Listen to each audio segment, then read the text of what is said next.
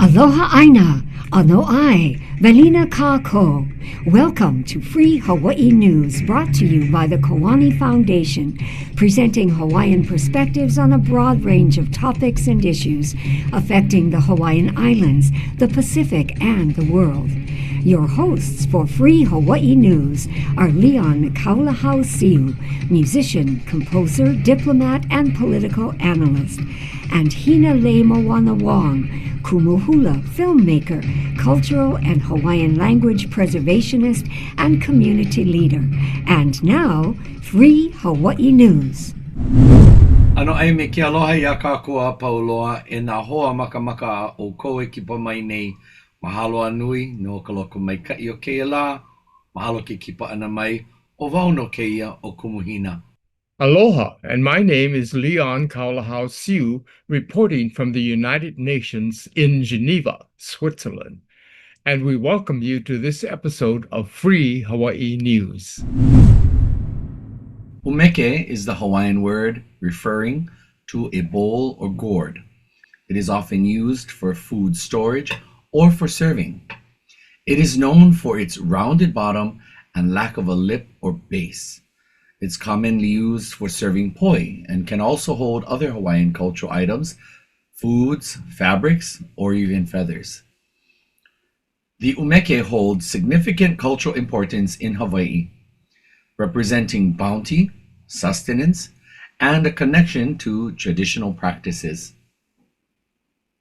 Umeke la'au, cultural medicine, is a large, oversized sculptural calabash or bowl symbolizing care and cultural practice. This amazing work of art is currently on public display at the Honolulu City Hall Satellite Office in Kapolei on Oahu. This umeke la'au was created by a hui or group of artists, including multimedia artist Meleana Aluli-Meyer. Meleana is a translator of Ike Hawaii, Hawaiian knowledge, imparting native wisdom through metaphor. Her work guides people to confront historical trauma around personal and collective healing. We go now to Kapolei, where Meleana Aluli-Meyer is standing by. Aloha mai ka'aua e Meleana. Aloha Hina. Welcome, it's good to see you. Tell us, where are we now? We're at the entrance of Kapolei Hale. Come on in. We're visiting umeke today. What is an umeke la'au? For our purposes, for my mana'o, an umeke la'au is culture medicine. What has been created here is a 22 by 8 foot umeke, a calabash, to hold all of our desires for healing and repair. What was an umeke la'au used for? Umeke la'au is my mana'o to share, because in traditional times, umeke were utilized for protocols and rituals. So there's, I put those two words together, umeke and la'au, meaning that this umeke that I have here with me is meant to show you all the size of what we normally call or consider an umeke. But for me, the idea and the intention of using something this small was great, but it wasn't going to work as an art installation or piece at Honolulu Hale. Thus, the choice to make an umeke la'au, something representative of our culture and our aspirations to heal, which is why we are sitting in a 22-foot umeke la'au. So that is the reason for the piece. So, in combination with being a creative, I get to offer through the arts the opportunity for art to speak for us. What is this umeke constructed out of? This umeke la'au has taken a lifetime of work, but in its construction, it all happened within a year's time with an extraordinary team of people. No work that is extraordinary and important in life happens with one person. It always happens in the collective, the kulu kumuhana of our pooling of energies. This piece was created out of African mahogany veneer, which is what you see on the inside and outside. This is stained. The armature or the supports for the umeke were made out of 3/4-inch ply, and 17 students from Honolulu Community College helped to build this under the instruction and guidance of my beloved friend, Dean Crowell. The umeke itself was constructed at the art department on the 3rd floor with the support of the entire art department, particularly Ka'ili Chun, who is the Hawaiian artist and instructor there. It was also supported very much so by the Mayor's Commission on Culture and Arts. And we have Marian Kadora to thank for that, and Mayor Blangiardi, because this was the singular piece in the hale for 4 months, from February to May, or to June actually, supporting the Hawaii Triennial for this year of international artists and art. What are the people hearing inside of the umeke la'au? What we have the privilege of hearing are all of the voices of the 38,000 signatures of Hawaiians from the 1890s who signed a petition against annexation to the United States. As the annexation was illegal, their voices were very important in stopping the annexation of Hawaii to the United States. Jano N. Eli. Nakoli Ili'i. MDE Silva. 40,000 people signed this petition against annexation, against not wanting to become part of the United States, against being taken by any power. You have an ancestor that actually signed the Ku'e petition, yes? I not only have my grandfather's signature on this petition when he was 17 years old and attending St. Louis College, but I have numbers of other relations who signed this petition against annexation. But my grandfather's signature at 17 really struck me very deeply, as he was inspired to stand his ground and speak his voice. What are some of the groups that have visited this umeke? We have been honored by Buddhist monks who have consecrated and offered prayer in this umeke. We have been visited by the Episcopal Church of Honolulu. Their church supported Lili'u during her very difficult time of imprisonment, including the bishop and numbers of his religious. We have been visited by shaman from Mongolia. We have been visited by church groups, hospitalists, charter schools, community groups. We have been visited by dignitaries from different islands coming through, from Rapa Nui, Easter Island, to so many other groups. There have been really over 50 groups and organizations that have come through the umeke to do work, to meet here, to share mana'o, to figure out how things can be done better in terms of repair. Might you be able to share some of the people's reactions to seeing and experiencing what's going on inside of this umeke la'au? Hundreds and hundreds of folks have gone through the umeke la'au over the course of 4 months at Honolulu Hale. My goal has always been to support the creativity and to empower the voices and the leo of our children. Because when we do that, I know we will get to where we need to go, which is to vision for the future. And I just wanted to share that our kupuna are with us. And they are the reason actually this umeke has been created, because without them, nothing could have happened. Why did you want to create this piece? I wanted to create this extraordinary piece of art as a kako project, so that we as a team of about 40 people could imagine and visualize something as a wahikana, to be in a space where we could have private conversations. We could dream about healing. We could imagine better things for our community. And this piece itself is that kind of a space. It's a safe space. It's an extraordinary space to be within. It is very precious as a wahipana, even as the door is sighted to the east. So there's no eating, no drinking, no wearing of shoes. This is our space that we are sharing with the world. What do you want people to take away after having visited this umeke la'au? That our culture matters, that how we interact with each other matters, that we must practice our culture and not just speak about it, that we must also reflect in ourselves the need for repair and healing so that we can do the good work of helping one another. What are the plans for umeke la'au, and possibly where will it tour next?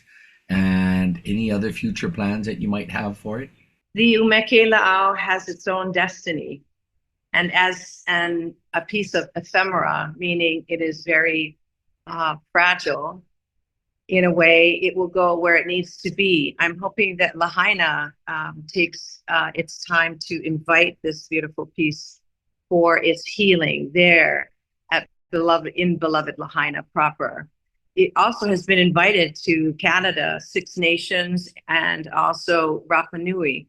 But really, it has its work in Lahaina to do. And I'm excited about that potential because, as you can see, the work itself is the work of many hands. And we need to help one another to not only heal and repair, but to imagine our work and our prayers and our visions for healing of the land to be shared with the world. Mahalo anui yaʻoe Meleana, mahalo anui kao mauhana mai kai. Mahalo, mahalo, mahalo. You're watching Free Hawaii News, giving you the Kanaka perspective on issues in Hawaii. We bring you now to this portion of our evening's broadcast where we get to speak to you about the Pacific Way. When I think about what Pacific Way means to me, it reminds me that there are clear understandings and clear fundamentals of who we are as Kanaka in our homeland, as well as others who live here with us in Hawaii, on how we can avail ourselves to see our lives, our livelihood, and the things that we do on the daily through the lens of the Pacific Way. At current point, many of us might find ourselves engulfed within the sea that surrounds us, and that sea is the American Sea. It's the North Atlantic. It is what permeates our everyday life. It requires everybody to see themselves only as American Democrat or American Republican. And in this evening's show, I'd like to challenge us to broaden our horizon and expand our current capacity to see who we are, not through the lens of being an American Democrat or Republican, but really to challenge us to break that status quo and return ourselves, to reinstate our mind, our heart, and our spirit to be recalibrated to being Pacific Island people. Leon, what are your thoughts? Thank you so much for that introduction to this really, really important topic, because this has been on my heart quite a bit for many years. And that is, as over the years, or over the decades and actual generations, there has been a concerted effort to make us Hawaiians think like Americans. And that's pretty much succeeded. As much as we try to think in terms of who we are as Pacific Islanders, we still have a very strong indoctrination from an American perspective. And so this is something we have to consciously work at, to replace and give space for our Pacific Way to surface. some of the things that, of course, are habitual are things, descriptions of how we think of ourselves, or we maybe off the cuff just simply say the word mainland, for instance. And we've talked about this before, and how that reveals sort of a mindset as if we're a sub part of the United States. So one of the projects I really try to encourage people to pick up is to conscientiously or consciously catch themselves when they say the word mainland. And if you do that and you substitute with something like the States or the US or that continent over there or something else, when you do that, you actually start to renew your mind. You start to recalibrate your mind, like you were saying, about recalibration. And this is something that we need to do, because if we can recalibrate and reduce our thinking as Americans, our natural way of thinking as Pacific Islanders will start to resurface, because we grew up in this culture, and that of how we treat each other, how we respect each other, and things like that. And that will come to the forefront, so that we don't think of ourselves as Americans. Now, one of the areas that I think that has been this has been very prominent, of course, is the area of what we're talking about regularly, which is independence for Hawaii, to be able to decouple from the United States. And for many people, that's a very difficult concept to embrace, mainly because there's been so much ingrained thinking of us being Americans. But this is an area that we need to really pay attention to, because if we can free our minds from the American way and open up the doors for the Pacific way, we will start to see things and do things in a much different way. Recently, US President Donald Trump announced that he intends to fast-track deep-sea mining so the United States can acquire what are known as rare earth minerals to be used in such things such as batteries for electric vehicles and other clean energy technologies. Countries that obtain these critical minerals will control the political economy of electrification and decarbonization. Much of deep-sea mining will play out in the Pacific because the Clarion-Clipperton Zone, located in the Pacific, has one of the largest known clusters of deep-sea minerals. But for Pacific Island nations dependent on fishing, tourism, and renewable energy for our survival, the consequences of deep-sea mining are understudied and of great concern. To tell us more and explain what is at stake, we go now to Brittany Kamai. Brittany Kamai is a native Hawaiian, a Kanaka, an astrophysicist with knowledge of Pacific Islanders' indigenous navigation using the sky. She is a postdoctoral fellow at the University of California and the California Institute of Technology, who now lives in Hawaii. Brittany is focused on caring for our Pacific Ocean and the Earth. Aloha mai ka'awa e Brittany. Aloha, Hina. Thank you for having me on here. Recently, US President Donald Trump announced his intention to fast-track deep-sea mining in the Pacific Ocean. What effect could this have on Hawaii and other Pacific Island nations?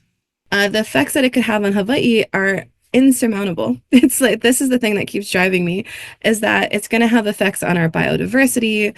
One big thing that gets left out a lot is that people are like, oh, we're going to go to the bottom of the ocean. We're going to pick up these rocks, these fancy nodules, and we're going to have all of the greenhouse gas emissions solved by this green economy that we've created.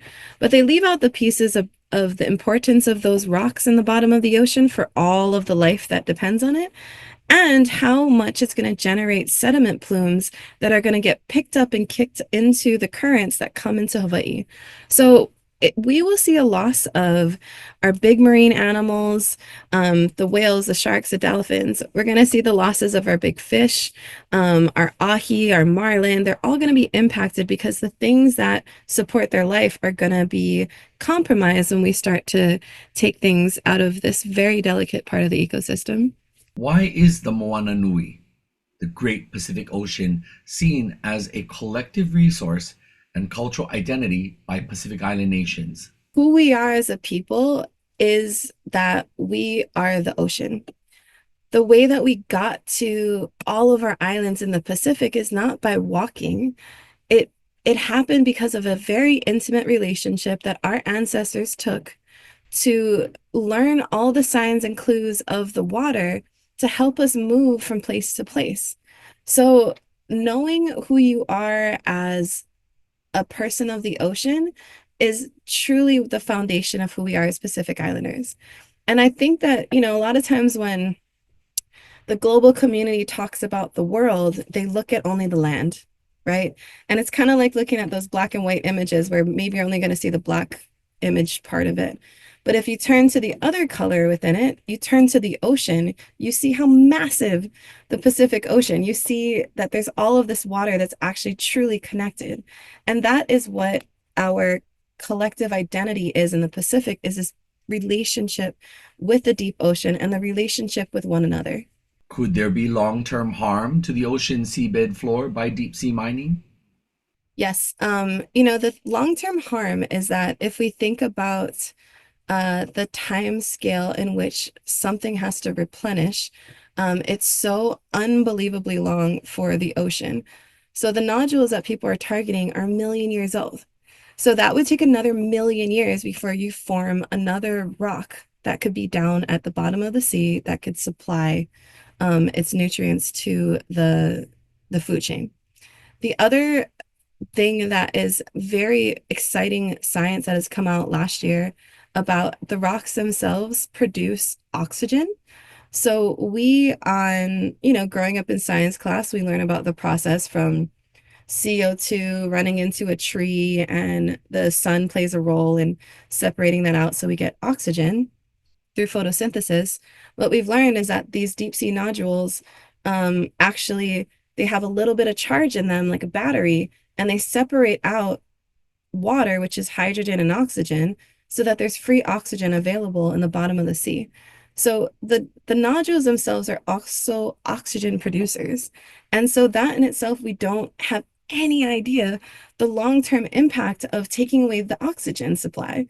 And I know for myself, if you took the oxygen supply away from me, I would die, right?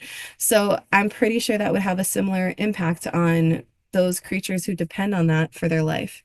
Even though deep sea mining in the Pacific would be many miles away from us in Hawaii, could this mining still harm, and even indirectly, migratory fish patterns, marine biodiversity, and the long-term ecosystem health of Hawaii and our Moana Nui? The thing that I would highlight is that it's not an indirect effect, it is a direct effect, right? If I was driving down the road to my house and something prevented me from getting there, that's a direct impact. And so migration is directly impacted on what's happening below. So I think that when we start to realize that it's not far away from us, that it's truly with us, like that is the thing that we need to shift, right? Is that the fact that I breathe every single day, half of my oxygen came from the ocean, is a thing that should be in my mind, that I'm connected to the ocean. And if something happens to that, something's going to happen to me, right? And no matter if I'm like in, I don't know, like a desert in Africa, that oxygen is still coming from the ocean. So we need to shift our thinking that like, even me who like, I don't care about anything, you're still breathing, right? Like you are impacted by this.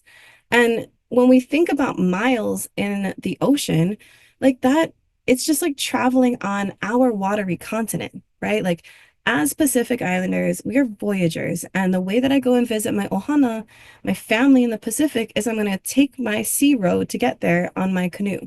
And we're seeing that happening today. We have our Hawaiian canoes that are in the water. We have our Samoan, we have our Tahitian, we have our Cook Islands, we have all of our people in the Pacific going back to the ways of our kupuna, our ancestors who have told us these are the places in the sea that are of importance, and the whole sea is something that's of reverence to us, right?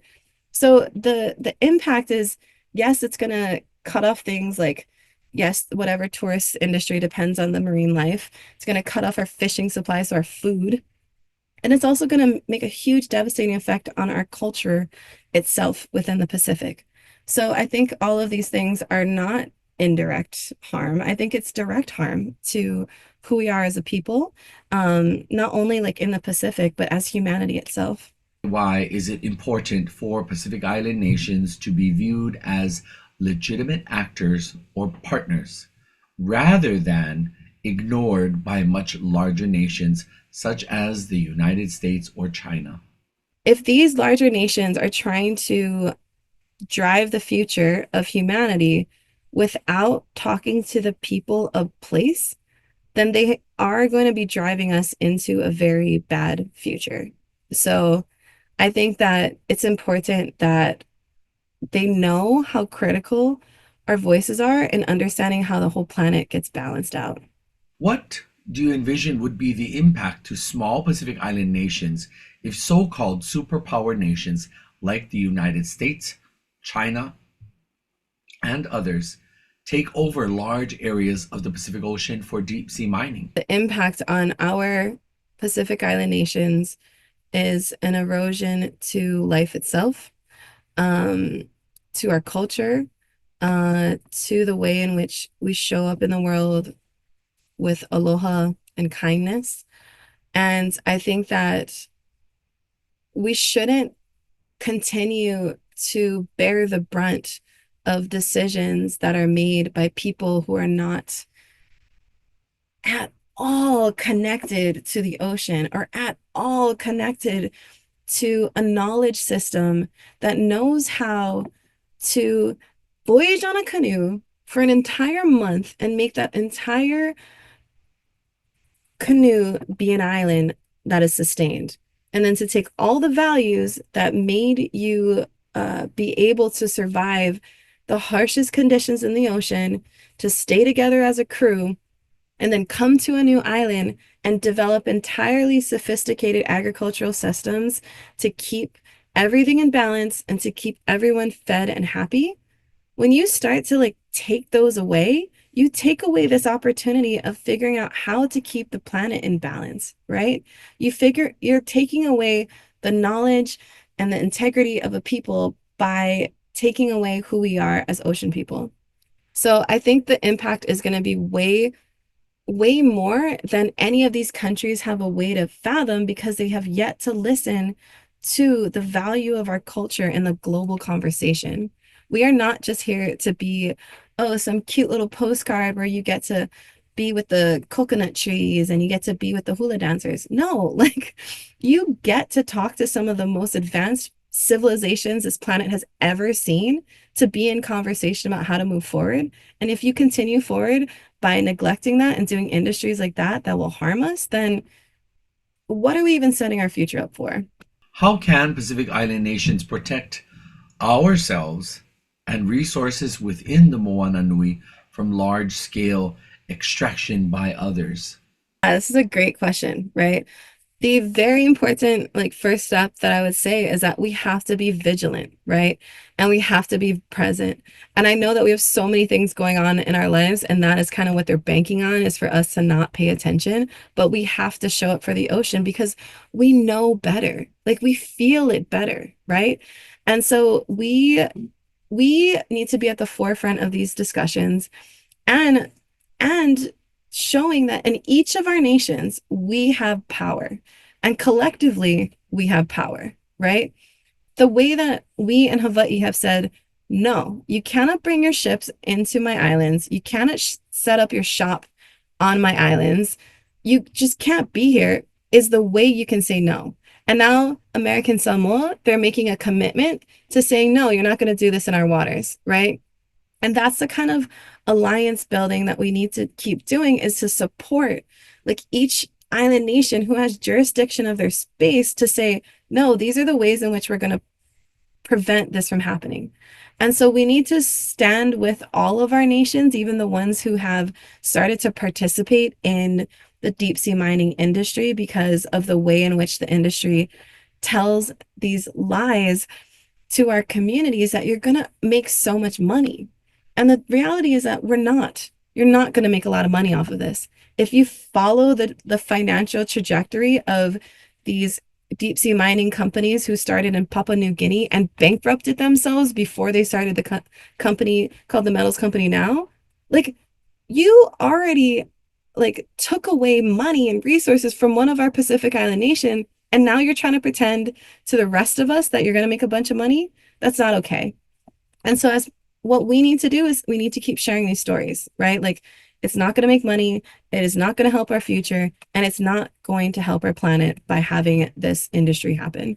Aue ke aloha no, wa hiki mai no I ka plena pau o ko kāua manawa e ku kakame ilio ai. Mahalo, Brittany. It has been wonderful to have you on with us today. Mahalo, mahalo. Still to come on Free Hawaii News.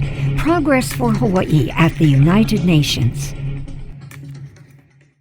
As you know, I have been the chief diplomat for the Hawaiian Kingdom for the past 25 years. I have been appointed as the Minister of Foreign Affairs for the Hawaiian Kingdom by several patriotic groups working to reinstate and reactivate the Hawaiian Islands as a sovereign, independent nation. My job as the Minister of Foreign Affairs is to represent the interests of the Hawaiian Kingdom in the international arena by engaging in foreign relations. That is, to revive and maintain diplomatic ties and develop new ones.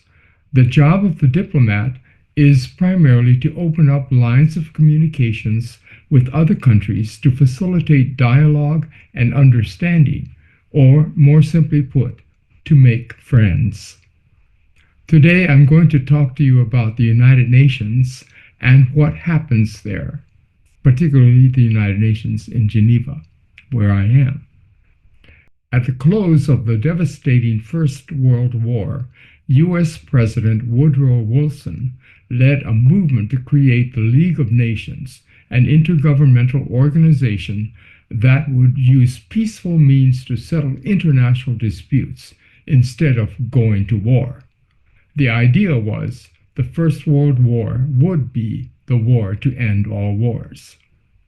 A generous Swiss family donated 114 acres of land in Geneva, and the Palais des Nations was built in the 1930s as the headquarters of the League of Nations.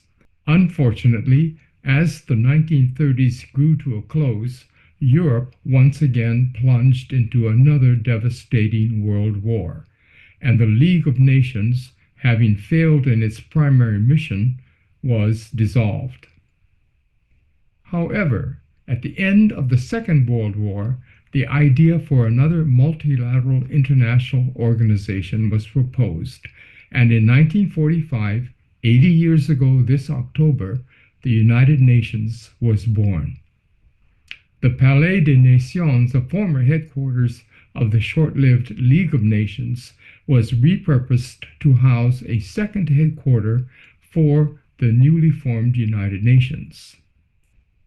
The 51 countries that formed the original membership of the United Nations, led by the champion of the world, the USA, decided to establish the main headquarters of the United Nations in the USA, on Manhattan Island in New York City, on 14 acres of land along the East River donated by the Rockefeller family.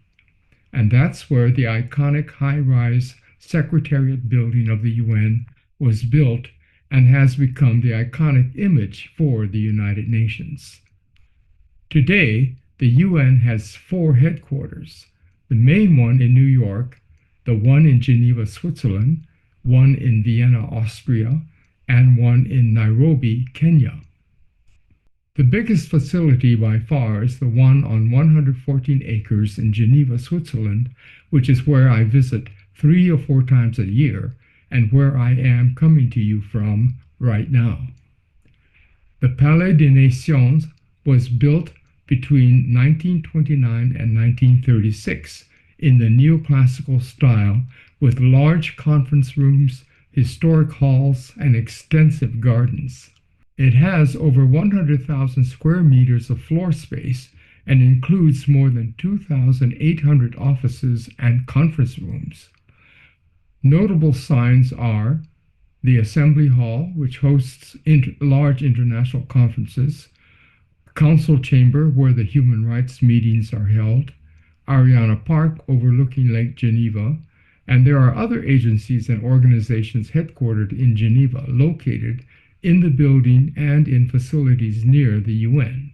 They are the UN High Commissioner for Refugees, or UNHCR, the Office of the High Commissioner for Human Rights, the World Health Organization, the International Labor Organization, the World Intellectual Properties Organization, and many other specialized agencies, NGOs, and diplomatic missions, or embassies, that operate nearby.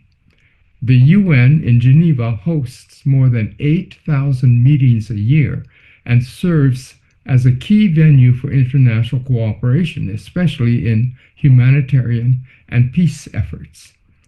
One other thing about the location of international agencies.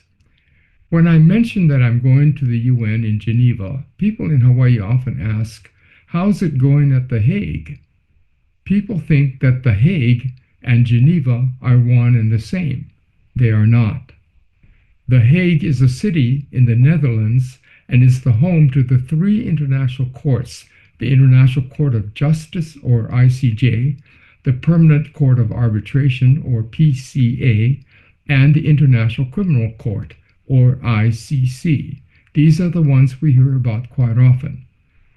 The famous Lance Larson versus the Hawaiian Kingdom case took place in the year 2000 there at The Hague at the Permanent Court of Arbitration. But the question conflating Geneva and The Hague not only reveals confusion of the venues for disputes, for settling disputes, it reveals confusion over approaching a dispute from a legal approach or from a diplomatic approach. Because we have focused and fixated so much over the years about the legal aspects of what happened to us in Hawaii, we tend to see everything in legal terms. The misuse of laws to take our rights, our lands, and our freedoms keep us fixated on legal remedies.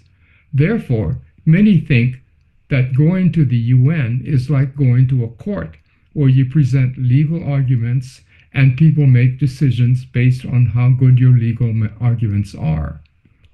The difference between a legal and diplomatic approach is that the legal approach creates an adversarial situation where adversaries argue at each other about points of law with one side eventually beats the other side and wins a judgment in his favor.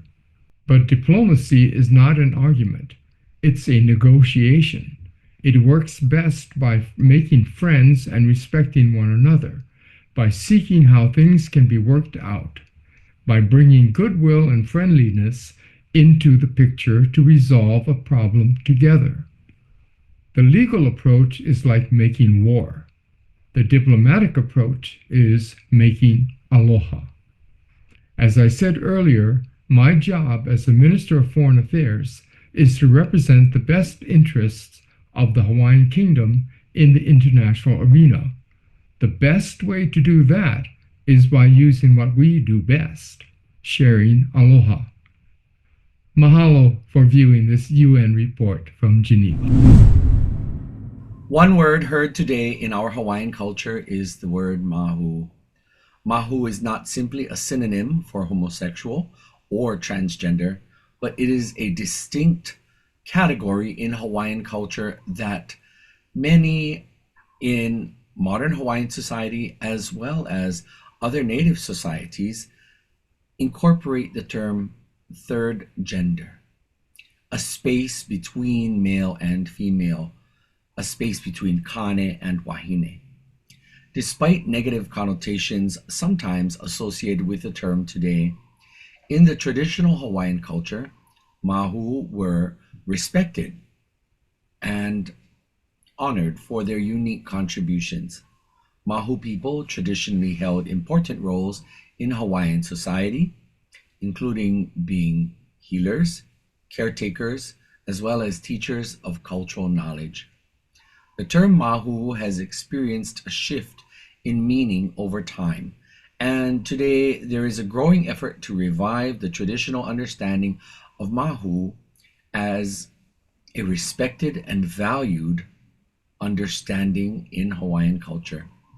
To learn more, we go now to Adam Keawe Manalo Camp, who is a historian of Hawaii's politics, people, and culture.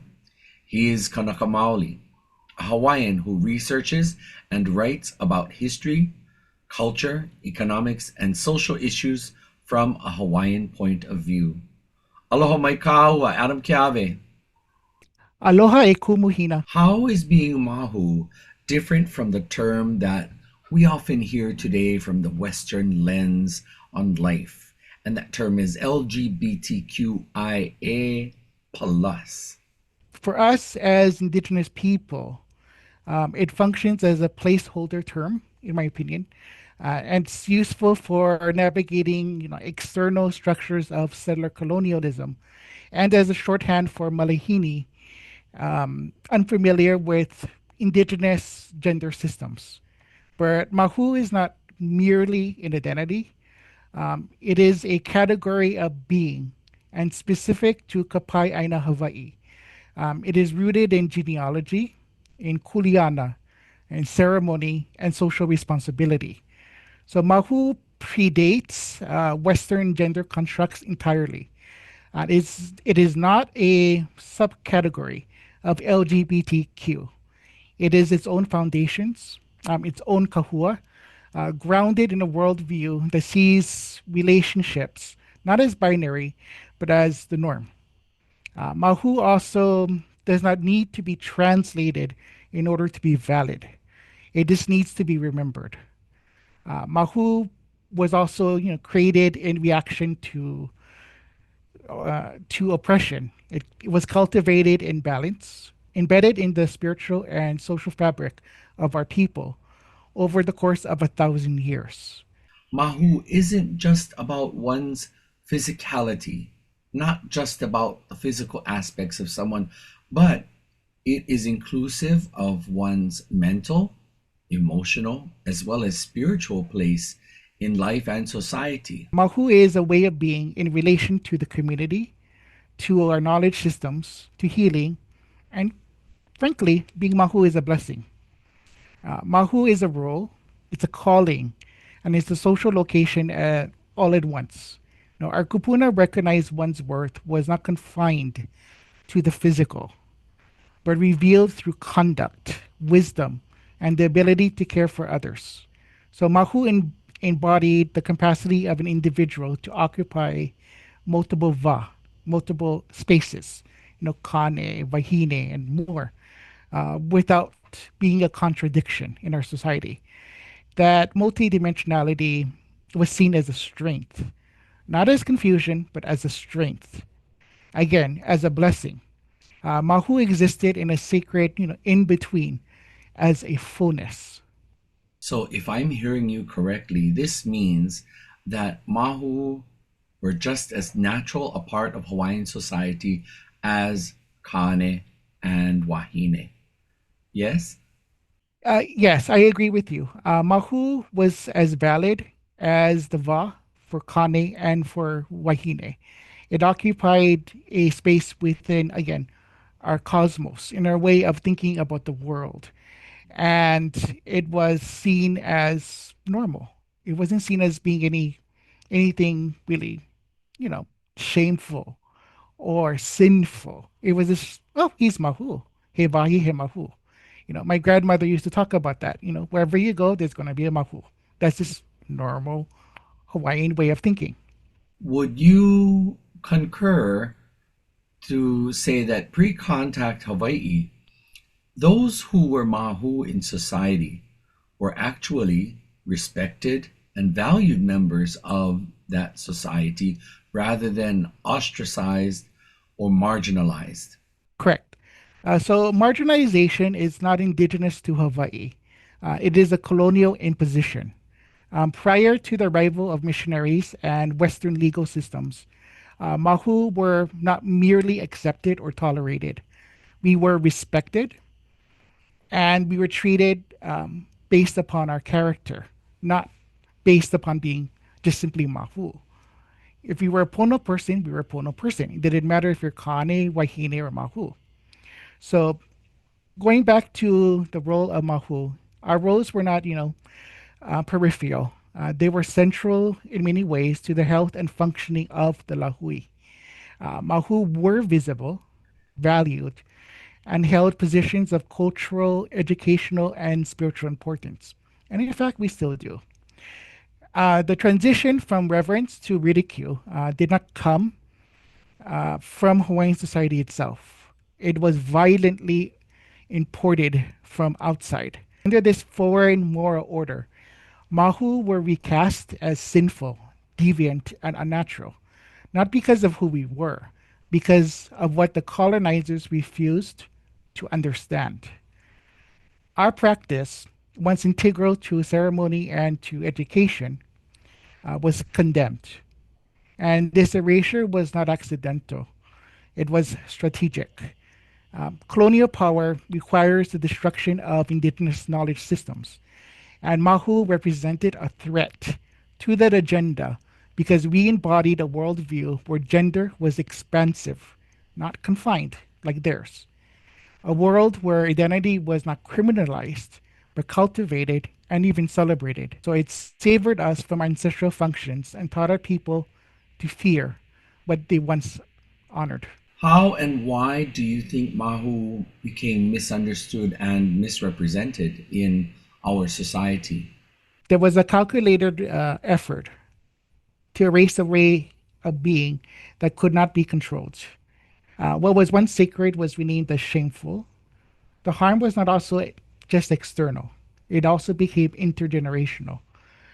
We can see this in the disproportionate rates of suicide among Mahu youth today, in the wounds of rejection, and in the ways that people, our young people, our OPO, still feel like they don't belong in our own culture. Why do you think those who are Mahu in today's time have to work so hard for recognition and acceptance? Recognition in a settler society often demands assimilation. We as Mahu, we should be seeking something deeper. The right to exist on our own terms, with our histories intact. This is heavy work. This isn't something that you can just do overnight, or you can make a TikTok video and it's done. This is really heavy work, because this type of work is not just personal, but it is a historical reclamation. What value do Mahu people contribute in today's modern context? What is it that Mahu have to share with the world and not only throughout Hawaii but wherever? I believe that Mahu in any culture, brings up deep-seated ancestral wisdom. So Mahu are not remnants. We are the memory of the ancestors, an embodiment of Ike Tupuna, indigenous knowledge systems. And that is our kuleana and our kulana. Mahalo anui yaoi Adam Kiave no ko kipa ana mai ya mako maloko o ke hola. Mahalo anui no ko ho manawa nui mai. Mahalo anui kao mauhana mai kai a pauloa for all of your scholarly work. Mahalo anui Adam Kiave. Welcome to this portion of this evening's show where I get to share my thoughts, my reflections, and the things that I ponder over. And I'd like to touch upon our visit today with our friend Adam Kiave, scholar of Hawaiian knowledge and contributor to today's program. I reflect on the term Mahu I reflect on it being weaponized, not only against myself, but many others like myself, and coming through elementary school thinking that Mahu was bad. I cannot help but think back to those days, and would it be that I could have the strength and the courage then as I do now? And I may have been able to stand up to students who were quite unkind and inconsiderate, students who were often possibly not even realizing that they were being bullies, but indeed they were. And the term Mahu, it took me almost half my life to understand that the term Mahu is not something bad. It's not something to be ashamed of. It is simply an adjective, and that adjective speaks to elements about my life. It doesn't necessarily confine me or pigeonhole me, but it enables me to truly see myself in the context of how I should be seen. And Mahu as an adjective is applicable when considering what separates me. For example, having transitioned from being my family's son to my family's daughter. For people who love and respect and care for me, they will honor Kumu and say her and she, and they use that comfortably. They use that uninhibitedly, and they use it freely. For those people unable to come to terms with utilization of she and her, on one hand, in our Kanaka language, our Olelo Kanaka, we have only one term for a pronoun. It is he, it is she, and it is it. So as long as I stay rooted and centered to Hawaiian language and culture, pronouns are irrelevant. And so he is, she, and is it. But in the English language, when I think about people who are unable or oftentimes unwilling to accept that which is being presented, i.e. myself, in front of them, if they choose not to accept me, I no longer have to subscribe to other people's idiosyncrasies, and I no longer have to allow their weaknesses to take its toll on my mind, my heart, and my spirit. And this is one of the most beautiful things of the epiphanies that I have stumbled over in my many days and nights thinking about the topic of Mahu, and also thinking about how Mahu at one time for me was my, not necessarily downfall, but Mahu was a source of contention. Whereas now in my life, Mahu is my source of power. I am truly thankful for the understandings that have been afforded to me by being able to speak my language fluently. My language tells me that not only do we have a singular pronoun, but my language also tells me that we here in Hawaii, along with the islands of Tahiti and Nukuhiva, we share this term Mahu, and we understand that this term speaks to not just the physicality of our existence, but also it speaks to one's actual spirit. And sometimes there's spirit of Kane and spirit of Wahine in one body. Mahu also speaks to the emotional and psychological place and space that we can find ourselves in. So when we think about the world and think about dealing with situationals as they come, sometimes women, Wahine, can take life's moments, life's context and situations and engage it in certain ways. Likewise, Kane or men are also able to do the same. Fortunately for me, being Mahu, I know how to see and engage the world from both perspectives, from both Kane and Wahine. For you see, life isn't necessarily always so simplistic, such that one can reduce one's existence to the basis of one's genitalia or what one has done to one's body. One must give great consideration to who that person is, how they think, how they see the world, and how they interact with that world. Therefore, again, when I think about Mahu, it used to be the source of problem. Now it's the source of pride. It's also the source of power. When I say pride, I don't necessarily mean pride in the way of Western Pride Month. I speak about pride knowing that in Kanaka living, my identity is predicated upon my genealogy and my land, Aina. And I know that my acceptance comes from Kulana and Kuleana, my role and my responsibility. My acceptance is contingent upon thinking about who I am in that moment in time and what are the duties and obligations assigned to me, as well as what wherewithal do I have to do what I must do. Because that is part and parcel, the understanding of Kulana and Kuleana role and the respective responsibilities that come to it. So that in a very short nutshell is my reflection upon my visit today with Adam Kiave. Mahalo nui. Mahalo nui for joining us for this episode of Free Hawaii News. Reporting from the United Nations in Geneva, Switzerland, we want to mahalo you for watching, and we want to mahalo all of our guests for sharing their mana'o with us. Ano leila e ke anaina o ke iahui ana. Mahalo anu ia o ko ke kipa ana mai. Mahalo no ke ia launa ana. Ahui ho kako. Aloha.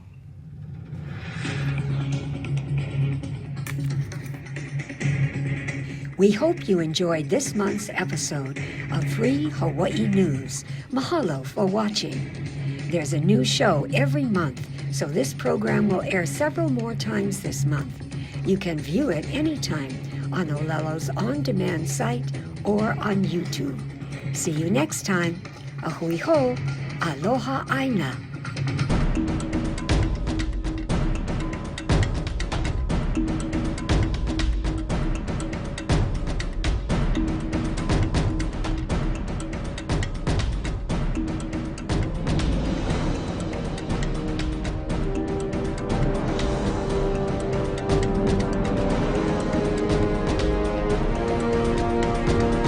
Free Hawaii Broadcasting Network.